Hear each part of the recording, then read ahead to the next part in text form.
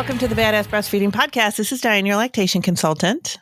And this is Abby, the Badass Breastfeeder. And today's episode is brought to you by Peapod Mats, your ultimate solution for mess-free nights. This is an awesome mat for bedwetting and incontinence that we will hear more about later.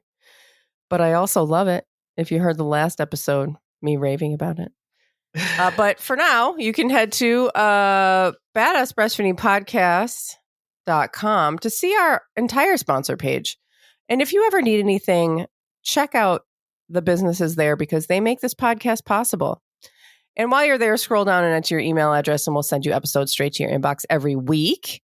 And we are on Patreon and we would hope to see you over there while we are doing all of our fun things. We have a Zoom hangout coming up. So if you come over there soon, you'll be able to join in on that, where we just hang out and talk about things, share advice, share stories. And we have extra episodes and mini podcasts and Revolution parenting episodes. And please join us there. You can click the link, the top link in the show notes under this episode, wherever you're listening from. And we're still hosting our ongoing giveaway for people who leave reviews or stars or whatever you can do on any of the apps that you're listening from. Send a screenshot of that along with your mailing address, and we will send you a goodie bag of stickers and thank you for nursing in public cards. Email that to badassbreastfeedingpodcast@gmail.com. And now Dianne has our review of the week. And this comes from somebody who listened almost every episode while I was pregnant and still continue listening now that my baby is 8 weeks old. And this was a few weeks ago. It helped me feel so much more confident in my breastfeeding journey. And so far, we are going strong. So congratulations to you. And I don't know how, we get a lot of reviews where people say, I've listened to every single episode. I know. I mean, God bless you. I could not listen to all that. Of anybody, especially not me. That's a lot of episodes. So thank you so much for being so dedicated. And I'm so glad that you felt confident going into your journey. That's amazing. What is it? It's 350 or something like that. There's a lot of episodes. Yeah, that's wild. Yeah. I should go back and listen to some of those early ones. Oh my God. Remember the sound? All the drama. Guys, we were so bad in the beginning. I know. Thank you. It was all you guys telling us that the sound sounded like shit. That made us figure out why. Yeah, we finally. Remember we found out that a couple of the things that were happening were really small things that I'm almost embarrassed to say. I know. We learned a lot doing this podcast because you guys would always let us know it didn't sound good or whatever. Okay, I was really interested in the number of episodes. So the last episode that went up was number 372. Wow. It's a lot of episodes. That is that's a lot. For somebody to be listening to all of them. Thank you. Oh my God. Anybody that's out there listening to all of our episodes, you're amazing.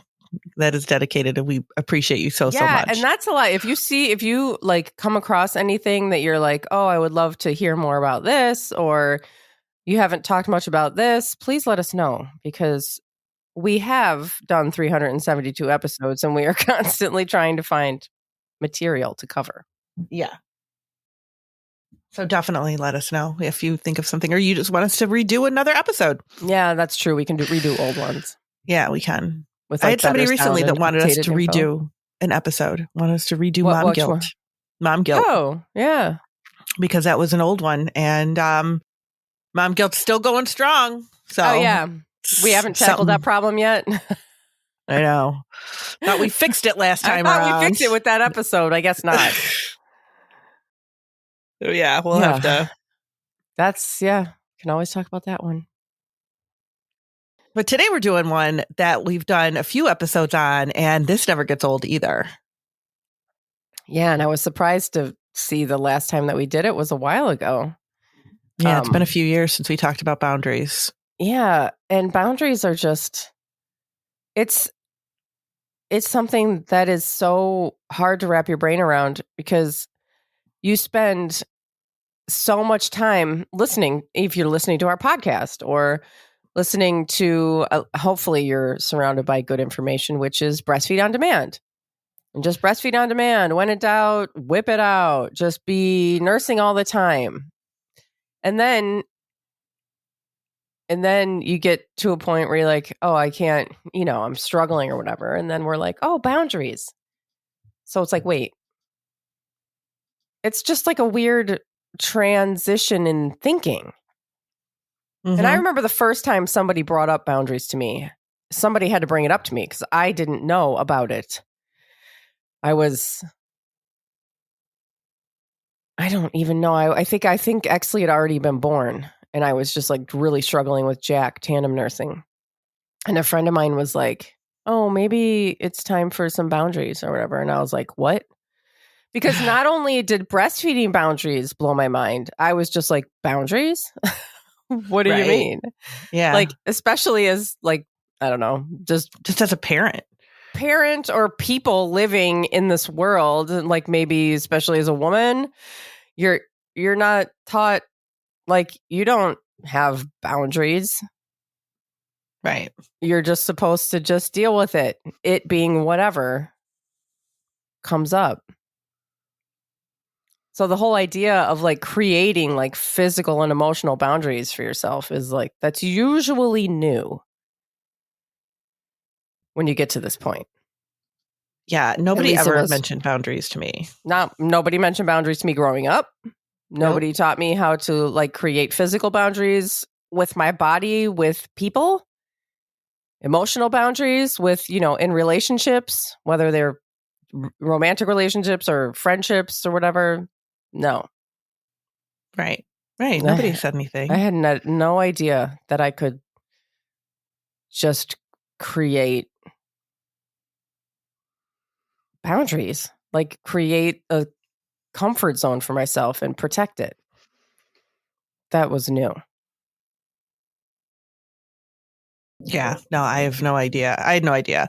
And I still I really struggle with boundaries. Totally. A lot. Like I can use an episode on boundaries myself because I really struggle with boundaries. Yeah. And, even like my therapist is like, you can set some boundaries with, because with working from home and the kids would, when I first started working from home, the kids would always be like, Mom, like whatever, and stop and talk to me and all this stuff. And she's like, you can set boundaries, and I'm like, oh no, I can't. I don't want them to stop coming in and talking to me, right.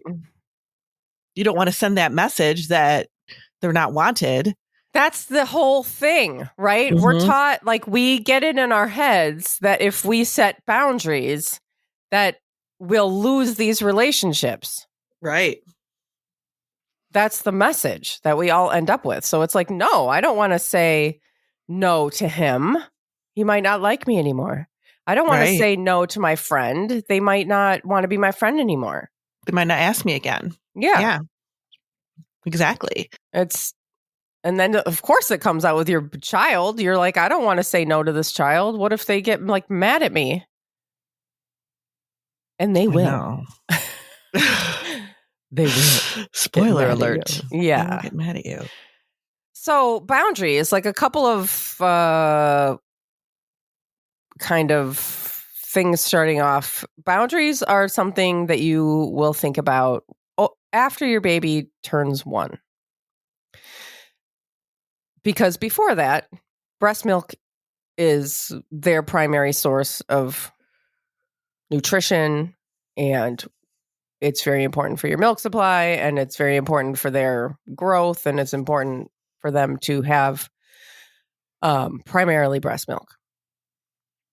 But after they turn 1, and like on their first birthday, like honestly, I think a 1-year-old baby is a baby. Oh yeah, they're still babies. So I think probably like a year and a half is like a good time. If you have a 2-year-old or a 3-year-old who's really struggling, like you are good to go. If you have a 9-month-old that you're like, oh, I really need, some space for my body, like that's a little trickier because that's just, they need to have the breast milk. Do you have anything to say about that? No, I agree with you. Okay. So Yeah, I think that's, of course, that doesn't mean that you can't like take a break. If you need to take a break, if you need somebody to watch the baby for a while, if you need to, these kinds of things are obviously normal the whole entire time. But as far as like taking nursing sessions away, shortening nursing sessions, like that kind of thing is something that you really want to wait until after they're 1, maybe closer to 1.5. So that's the first thing. And then there's like all kinds of things that you are going to start thinking about. You want to start thinking about what is the least. So this is what I hear. I wonder if I have this message here. I don't know if I still have it, but somebody sent a message saying like that her baby was 19 months old and that she was just really struggling. And, really it was having these feelings of like, I want my body back. I want, I want some space. I feel touched out. Maybe you're pregnant and you have nursing aversion, or you're just kind of like, okay, this is like enough already. And these kinds of feelings are so, so normal. They are just really, really normal. I don't have the message, but it's basically that. And so you are going to, sometimes people, they'll message us and they'll be like, I need to wean. I can't take it anymore. I need to wean. And so people think of boundaries and weaning as two different things, but really boundaries can be how you start the weaning process if you are wanting to head that road. If you don't want to wean and you just want a little bit of space and a little bit of more structure than the kind of on-demand thing, then you can just implement the boundaries. And when you have a kind of a nursing schedule that you are happy with, then you can just stop there and continue with that. Like I know with my kids, like I would do a lot of like daytime boundaries and then like nurse them to sleep. And so when you're thinking about nursing, first thing you're going to think about is like, okay, what is the first nursing session that we can start to practice like some limitations on? And so that's going to be the one. It's not going to be the one that puts them to sleep. That's a very important one. I would suggest starting with boundaries during the day and not at night. Mm-hmm. So leave the nighttime ones alone. Probably the wake up one. Is there one in the afternoon that's just kind of like you feel like we could just start with this one? Usually like probably sometime in the afternoon. Yeah. Middle of the day or just kind of a middle of the day, kind of like when they're kind of latched on and hanging around there and you can tell that they're just hanging on. You all know what I mean. When they're just like hanging there, they're latched on, but they're looking around, they're playing with their foot, they're playing with your hair. And you're like, all right, man, let's just cut this short. So you could start with that and pick that one. And what you can do is you can just start to give some directions and you can pick whatever works for you. You can say, okay, we're going to sing the ABCs. And when I'm done, we're going to rock together. Or let's sing our favorite song and then we'll have a snack. And so you're going to start by kind of putting some sort of, don't say like a minute because they don't know what that means. But just like a song, like the ABCs or whatever your favorite song is, or maybe a book, a short book that you have that you can read. And then you're going to say, okay, now we're done.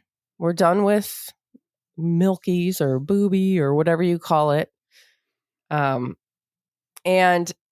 probably for a long time, this is going to make them very angry. And that's okay. And this is what stops people from implementing boundaries a lot, is how their child reacts to that. Because they're not happy about it. And they're going to be very mad and they're going to cry and they're going to do all of these things. And that's okay. It's okay.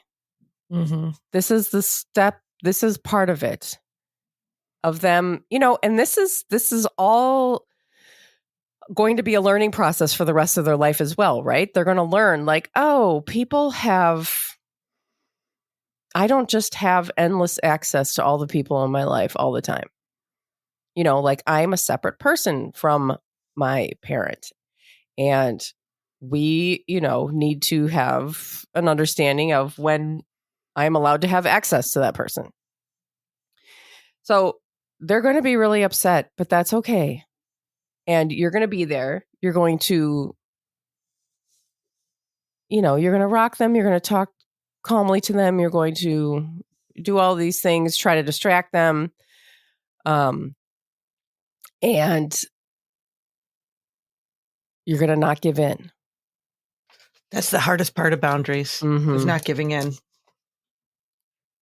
It's just horrible. And I remember this. And one thing I regret a lot about my kids is waiting until Exley, I do it on purpose. I didn't know, but I didn't start working on boundaries with Jack until Exley was born.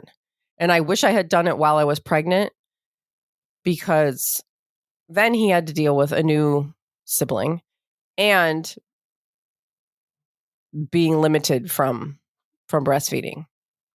So that was really just like a double whammy.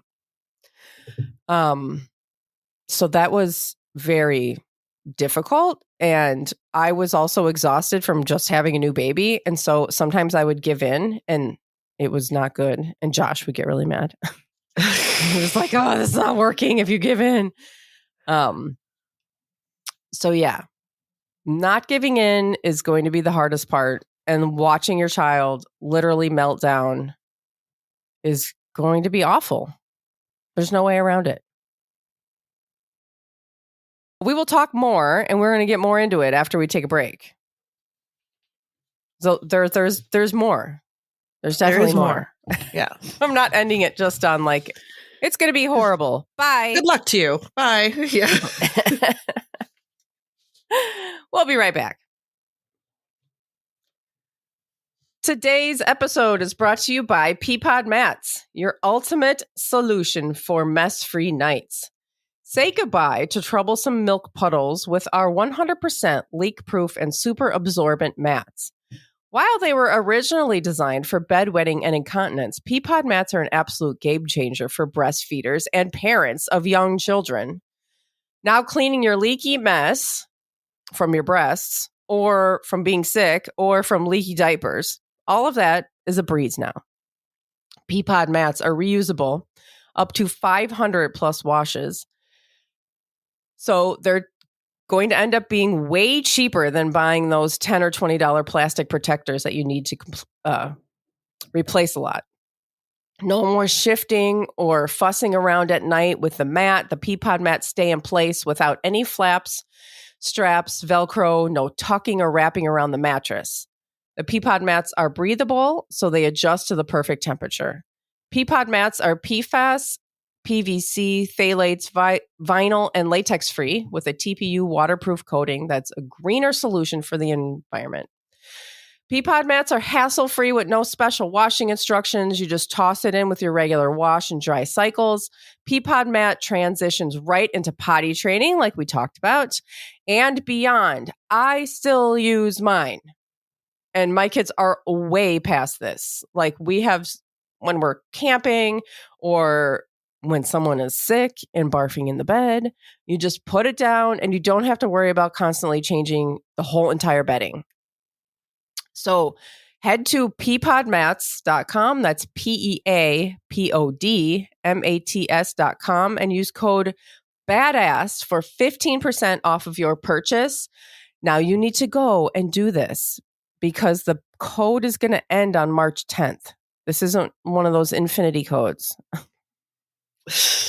Go ahead and use it. You're not going to regret it. It'll be with you for, they say 500 plus washes. I honestly haven't counted how many times I've washed this.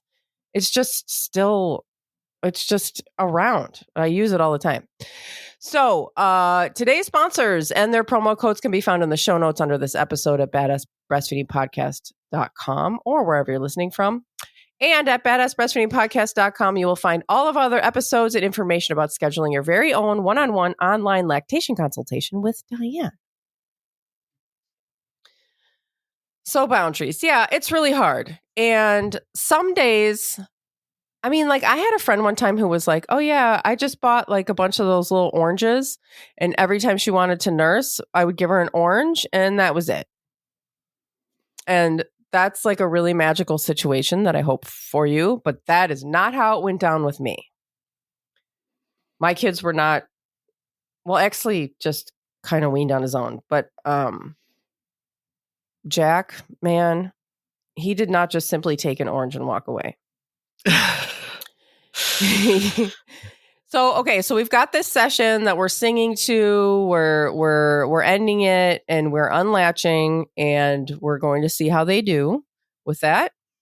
They might be really upset. They might be okay with, a distraction like a snack. This is another one of the big things is getting new food into the house. Something fun, something sweet, something they've never had before. I remember we had those little Annie's bunny gummies. Oh, the gummies. The gummy bear things. I mean, those were fantastic because you just give it to them. Just do it. It's fine. Like it's fine. And people are like, oh my God, I don't want to give them. No, just do it. They're going to be fine and you're going to get what you want. You're going to be able to get some space and it's totally fine. And maybe, whatever, try some fruit that they've never had before. Try, just try different things. And just as a distraction, or they can have something sweet in their mouth, something new that they've never seen before, which is going to be attractive to them. And my other suggestion, I have a few, is if you have like a favorite nursing place, like if you have a nursing station, a chair or recliner or something that you always nurse in, like rearrange the furniture. If you have like, just mess it up, get rid of it, put the chair in a different spot, move things around, shift things so that that spot that's associated with nursing is not there anymore. And also get moving. Like just start doing things. If there's a nursing session that you are trying to limit, do the thing with the singing and the, all of that, then ending the session, ending it yourself so that they can also get comfortable with you initiating the ending of the nursing session. And then go do something. Plan a walk, take the dog out, go have a play date, go somewhere, just go so that there's, again, another distraction. If you're just laying around in your nursing chair and saying no, that's just going to be so much harder because they associate all of that with nursing. And when I, so this is not going to be possible for everybody. So when Exley was born and I was trying to do all this stuff with Jack, creating these boundaries, my husband was also on paternity leave. So he was there to like take Jack away and do something fun. Go get a cookie at Starbucks, go do something. Which was great. It was also really hard when he went back because we'd kind of gotten into a rhythm. But if you can get others involved, start having grandma come by, start having, just kind of get other people involved if you have other people. I realize that there are so many people that don't have other people. But if you can, then do it. Also, come up with a catchphrase, like something like, I don't know, boobies are sleeping. boobies are resting now, or, nurses, I don't know, whatever you call it. Everybody's got their silly names for it. We always called it booby, which I realize now is just so cringe, but whatever. It just happened. So just come up with something like, they're sleeping, they're resting, or, something like that where you can say something, not a long explanation, because, we're talking about a 1-2-year-old child who doesn't really know what you're saying, but they might understand like sleeping or resting.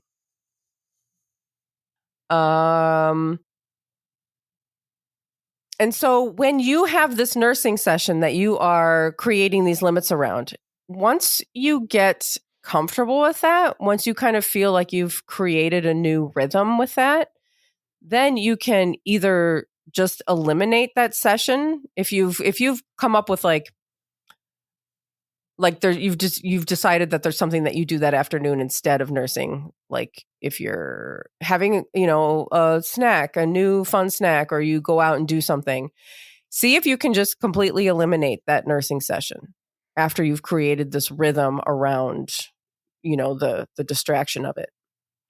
And then you can move on to another nursing session, whatever the second least important one is. Maybe the, I don't know, late morning or something like that. Just pick another one and then do the same thing. And it sounds like it's very busy, and it is. It's really hard to create these boundaries because basically when you're creating boundaries, you are creating an entirely new normal. Things are going to be different. You're going to be creating all new structure around your day. Mm-hmm. So it's not just a matter of like, I'm just going to not do it anymore, and then things are going to stay the same, and then everyone's just going to agree to like not nurse as much. That's not, it's going to be work. You got to put in like the work and the structure to make it happen. And it can happen. It really, really can. But it takes some time. And if you are looking to wean completely, then you would just continue on with what we're talking about with all of the nursing sessions. And nighttime is much more complicated. That's kind of a whole different conversation. We did an episode on night weaning once. Yeah, where basically we talked about how hard it is the whole time. And I don't know, a couple people didn't really like that. Yeah, night weaning to me just seems like so hard that I don't know. It's just so hard. But the daytime, creating boundaries in the daytime is where you can start. And when you are more comfortable, because you are the one who's going to have to get comfortable with it. Your baby, your baby's going to do whatever they're doing. They're going to be upset. They're going to be whatever. They're going to be upset regardless. If they're not upset about this, if they weren't breastfeeding, they'd be upset about something else.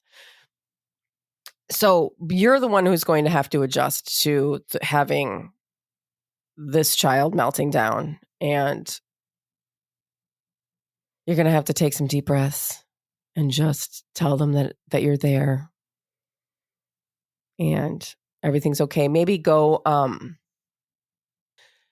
don't want to like encourage everybody to like constantly have to go out and buy stuff, but like maybe you have like a little stuffed animal or something that's like, we'll sing the ABCs and then we'll snuggle, this little koala bear or whatever it is that you get. And just you're creating these new associations and new connections and new habits around your day.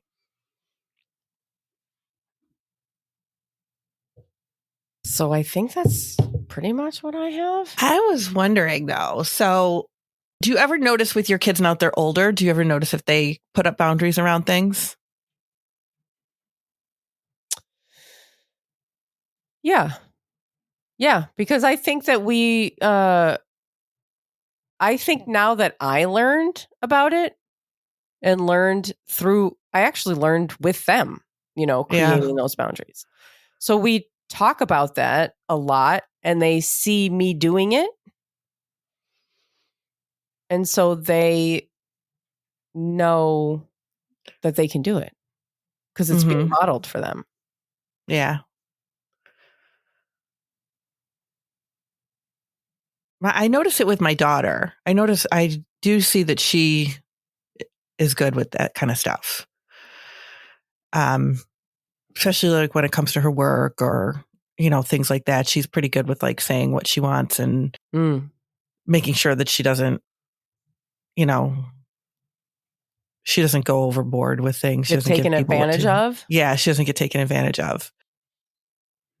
I have a funny story about that actually for her. Do tell. And do tell.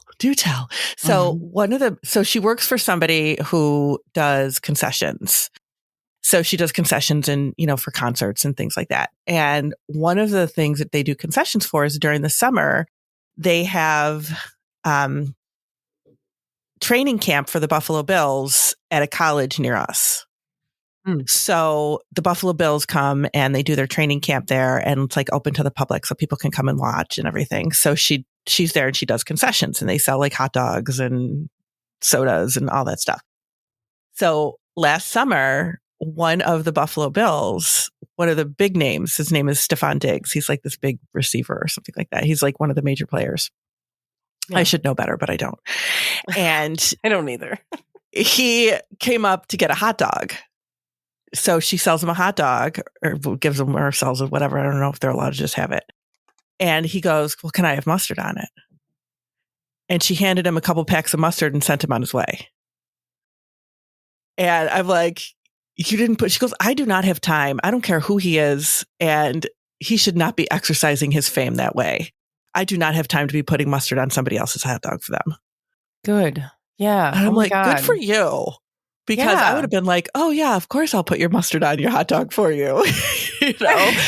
But she is like, she's really good with being like, this is my role. This is your role. And that's the end of it. Well, that's so lame to ask somebody to put hot mustard, unless like the mustard pump is behind the counter. Yeah, no. Which it's probably not. No. Like, unless you're putting mustard on hot dogs for everybody, why would you even ask somebody to do that, especially this young girl? Ugh. Right, because you make millions of dollars and you can do that. That's so... But she wasn't falling for it. So, good. Yeah, no, but that's pretty much how she is with people. Like, she's got her, she does have her boundaries. Yeah.